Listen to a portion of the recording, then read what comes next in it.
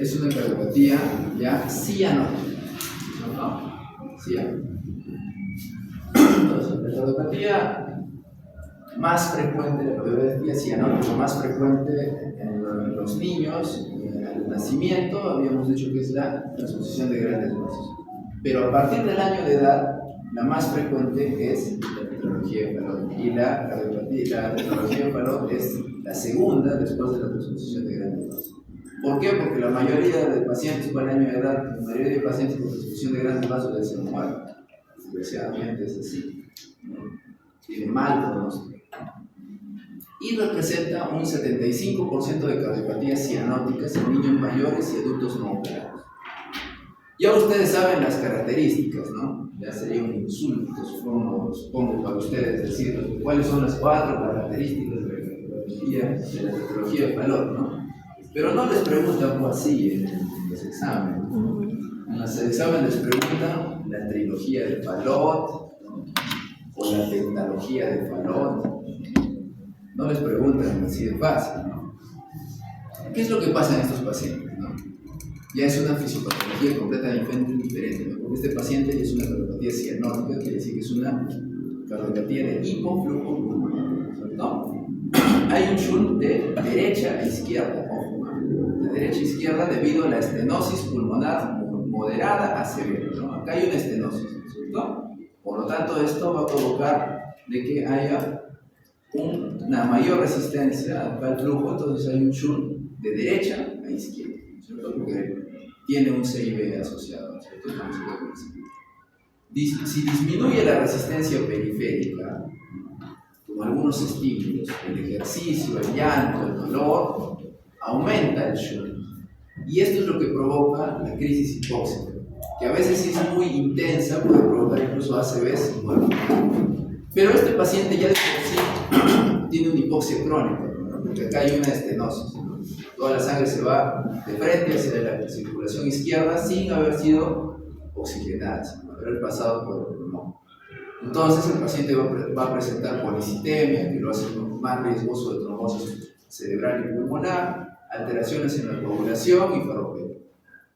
Entonces imagínense a un paciente que desde el año de edad va a saturar 85, 84 o menos incluso, ¿no? Dependiendo de la gravedad de la estenosis pulmonar.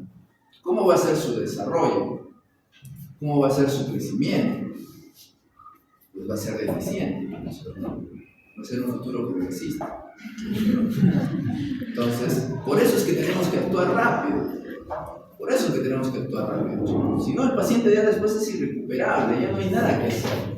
Recuerden que el niño a los 5 años ya termina su desarrollo cerebral, ¿cierto? Entonces, tenemos que actuar lo más rápido posible.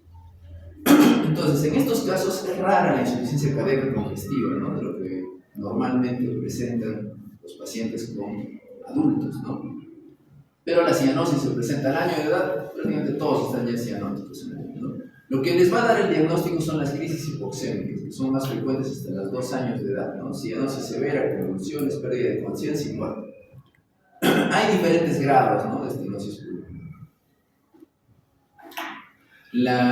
La tetralogía de Fallot clásica es lo que les estoy hablando, ¿no? Y está descrito mayormente en los libros, ¿no? Que si ustedes les preguntan, la tetralogía de Fallot es una cardiopatía cianótica o cianótica, en todas las preguntas va a responder que es cianótica, ¿no es cierto? Pero sin embargo existe un Fallot que es acianótico, que es el Fallot rosado o acianótico. O sea, para complicarle las cosas más al médico que esté en atención primaria, ¿no? O sea, puede haber un Fallot pero sin cianosis, cuando la estenosis es muy leve. Y hay un Fallot extremo, ¿no?, o pseudotrumbus, cuando hay una estenosis severa o atresia. En esos casos a veces se tiene que operar en trombo. Síntomas generales, ya hemos dicho, ¿no? Retardo ponderal, cianosis, encopacto, ¿no? Signos de estenosis pulmonar, ahí sí el soplo sistólico y foco pulmonar, ¿no? No se escucha mucho cuando hay crisis hipóxicas, pero la mayoría de pacientes van a hacer el diagnóstico con esto, o sea, van a acudir a su emergencia con esto, con crisis hipóxica. El paciente se despierta o tiene un llanto y se pone pues azul, más azul de lo que normalmente estaba. O sea, a veces la mamá ese color azulino ya a veces incluso lo consideró normal en su niño, ¿no? Hay polimia, intranquilidad, aumento de la cianosis, ¿no? Esto pasa porque con estos estímulos hay una constricción del infundible, ¿no? Y disminuye la resistencia vascular pulmonar. Entonces eso es lo que así es como va a venir el paciente ustedes a su emergencia. Muchas veces la mamá ya lo ha considerado que es así medio azulito, que tiene los dedos medio raros, ¿no? Pero va a llegar con una dificultad para respirar, o se pone más azul, o se desmaya cada vez que llora, ¿no? O de repente ya un paciente que ya tiene el diagnóstico de una tetralogía de Fallot, pero la mamá le va a decir, doctor, mi hijito satura normalmente 82, 83, pero ahora se pone a llorar y está saturando 79, 78. Algo lo está descompensando, que normalmente son por las infecciones virales o bacterianas que nos dan pues, durante la niñez. Entonces, tengan cuidado con los pacientes. ¿Qué es lo que se va a solicitar? Una radiografía, ¿no? Ahí se describe la silueta, el zapato de bota sueca, la bota sueca, ¿no? El electrocardiograma, la hipertrofia del ventrículo derecho, de la aurícula derecha. Pues ahí está por el corazoncito, el zapato sueco. Pero vamos a ver pues, si les pongo 20 radiografías, a ver si de verdad es fácil pues, detectar esto. No, hay que entrenarnos. Entonces, el tratamiento en estos casos es un poco más complicado. Necesita un manejo multidisciplinario. El soporte nutricional es básico y esto lo tienen que hacer ustedes. A diferencia de los otros pacientes de las otras cardiopatías que hemos visto, no requiere restricción hídrica. Todo lo contrario a lo que ustedes han aprendido en sus clases de cardiología. Si yo tengo un paciente que tiene bajo flujo pulmonar y se deshidrata, por ejemplo, o está con fiebre, por ejemplo, y obviamente la fiebre también deshidrata, ¿no? Va a bajar mucho más su flujo pulmonar. Y si yo a este paciente le restringo más líquidos, lo termino matando. Entonces, estos pacientes más bien yo tengo que tratar de llevarlo a su estado basal, tengo que volver a hidratarlo, ¿no? Y una vez que lo hidrato, ya lo voy a regresar y lo voy a estabilizar. ¿Listo? Hay que evitar factores desencadenantes, la anemia. En estos pacientes sus controles de hemoglobina tienen que ser frecuentes, profilaxis para endocarditis, profilaxis para crisis hipóxica. Y la corrección quirúrgica total pues no depende de la edad, sino más que todo de la arteria pulmonar, ¿no? Mientras más estenosis haya, más rápido se va a tener que hacer la corrección, ¿no? Pero también tiene una cirugía paliativa. Y la cirugía paliativa es una derivación sistémico-pulmonar, ¿no? Que es la anastomosis de Blalock-Taussig. Pregunta de examen, ¿eh? Siempre la pregunta. Aquí está. Miren la cirugía correctora. Dice, ¿no? Eliminar la obstrucción del tracto de salida del ventrículo derecho, retirando los vesículos pulmonares que producen obstrucción. Cerrar el C y B con un parche. Hacer una valvulotomía de la válvula pulmonar. Miren, tremenda cirugía. ¿Ustedes creen que un niño pequeño va a sobrevivir a esta cirugía? No. Necesitamos que crezca un poquito. Que sea mucho más fácil también para el cirujano cardiovascular, que el corazón crezca un poquito más, ¿no? Entonces, mientras tanto, ¿qué es lo que hago? La anastomosis de Blalock-Taussig. ¿Qué es lo que hace la anastomosis de Blalock-Taussig? Es una anastomosis que lleva una derivación de la circulación sistémica, ¿no?, a la circulación pulmonar. Puede ser autóloga o sintética, el parche, la derivación que se hace, pero ¿cuál es la finalidad de esto? Si ya vemos que aquí hay una obstrucción,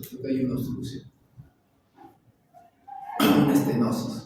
Entonces el flujo pulmonar está disminuido. Tengo que llevar sangre del lado izquierdo al lado derecho para que se pueda oxigenar más sangre. Entonces, si ese paciente satura 84, 85, voy a hacerlo pues subir aunque sea unos 2-3 puntos de saturación. Al menos con eso, darle una mejor calidad de vida y que se desarrolle un poco mejor hasta que pueda hacerle una cirugía definitiva. ¿Qué complicaciones tiene, no? La crisis hipóxica, los ACVs, accesos cerebrales en los Y en el tratamiento, sobre todo ustedes lo que van a manejar es la crisis hipóxica, pero si hablamos de crisis hipóxica sería una clase entera otra vez. Pues acá les he puesto un resumen, ¿no? ¿Qué es lo que se tiene que hacer en crisis hipóxica? Que no es el objetivo de la clase.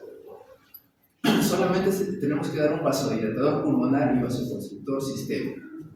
Se tiene que dar oxígeno, obviamente, la posición venopectoral, normotermia, generalmente son pacientes descompensados por cuadros infecciosos, evitar estímulos. Dice que estos pacientes deben estar en un cuarto independiente, ¿no? Con la mamá, en un lugar tranquilo.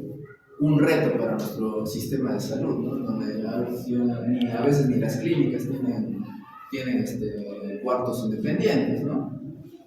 Y se puede colocar pues, felindrina, morfina, sobre todo porque es un vasodilatador venoso, ¿no? Bicarbonato de plasma, en algunos casos están acidóticos el paciente, o también el propanolol, ¿no? Que relaja el infundíbulo. Pero, como les digo, si hablamos de crisis hipóxica es otra clase aparte. Anomalía de Epstein. Ya, esto es mucho más fácil. Dice inserción baja de la tricúspide, del velo posterior. Inserción baja de la tricúspide. Válvula tricuspide anterior, inserción normal en forma de vela de vaca. Válvula anterior normal en forma de vela de vaca. ¿No es cierto? Entonces se entiende con el gráfico, por esto va a provocar un crecimiento de la aurícula derecha, ¿no es cierto? El ductus, tiene que haber un ductus, sí o sí, o puede haber un shunt, tiene que haber un shunt para que lo ayude a sobrevivir a este paciente, ¿no? Puede haber un CIA también, en algunos casos, pero como esta alteración se encuentra en esta zona en donde ustedes saben por sus clases también de anatomía, que por aquí pasan las fibras pues, de conducción, las fibras de Purkinje, ¿no es cierto? Entonces muchas veces están asociados a taquiarritmias, ¿no? Por este crecimiento. Y se puede producir el síndrome de Wolff-Parkinson. ¿No? Entonces, sin tratamiento sobreviven hasta los 30 años, depende del ductus, ¿no? Recién nacido, si es que recién nacido está, digamos, muy comprometido, también va a aumentar la sintomatología cuando el ductus se cierra. Puede haber un soplo sístole-diastólico, y esta es la cardiopatía que provoca más cardiomegalia. Eso es una pregunta que también a veces hacen en los exámenes, ¿no? ¿Cuál es la cardiopatía que provoca más cardiomegalia? Es la anomalía de Epstein, por el crecimiento masivo de la aurícula derecha. En el electrocardiograma tiene que ver una sobrecarga derecha, o también pueden encontrar el síndrome de Wolff, como había dicho. Y el tratamiento, la sustitución de la válvula mal insertada de corrección, ¿no? Pero también es una cirugía de corrección. También se tiene que estabilizar al paciente hasta que se pueda hacer una cirugía. Muy bien, y con esta terminamos. Entonces, les había dicho de que había dos síndromes clínicos, ¿cierto? El alto flujo pulmonar y el bajo flujo pulmonar. La transposición de grandes vasos es una cardiopatía de alto flujo pulmonar también, pero si ustedes van a buscar en sus libros, en sus artículos, van a encontrar que existen tres síndromes cardiológicos. El síndrome cardiológico de alto flujo pulmonar, el síndrome cardiológico de bajo flujo pulmonar, y el tercer síndrome es el de mezcla insuficiente. Y la anomalía de Epstein, ya nos ha dado un adelanto un poco de eso, ¿no? La transposición de grandes arterias, si bien es de alto flujo pulmonar, más se comporta como una de mezcla insuficiente. ¿Por qué? Vamos a ver.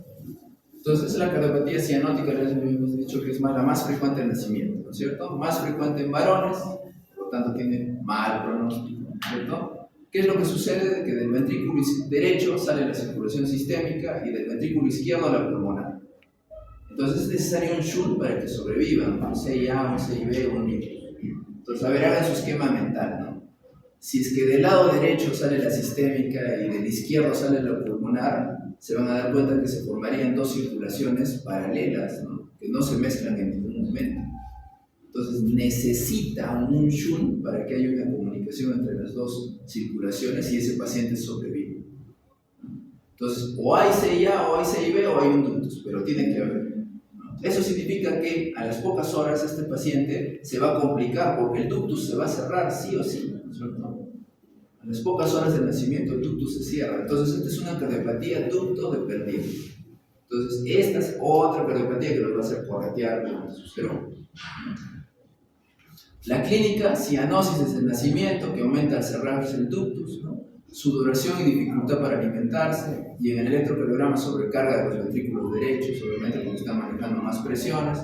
La radiografía dice una base cardíaca estrecha, un pedículo estrecho, y el pronóstico, mortalidad 90% del tratamiento, sin tratamiento al año, ¿no? Por eso es que al año prácticamente todos han fallecido si no se les ha hecho la corrección quirúrgica. Entonces el tratamiento en las primeras horas es estabilizar, y para estabilizarlo tengo que dar prostaglandina E1 para evitar que se cierre el ductus, ¿cierto? Porque como se va a cerrar el ductus, la sintomatología va a empeorar, ¿no? Y el tratamiento definitivo es este, ¿no? Dice fisiológico de Munster o anatómico de Janet. Acá está, pues, ¿no? Miren tremenda cirugía, ¿no? Se retiran las inserciones erróneas y se las tiene que invertir al sitio correcto. Lo fisiológico y anatómico depende más que todo del tiempo, de la edad del paciente, ¿no? De la técnica quirúrgica. Entonces, para poder hacer esto, también necesito por lo menos derivarlo al paciente a un instituto especializado. ¿Qué hago con este paciente entonces las primeras horas?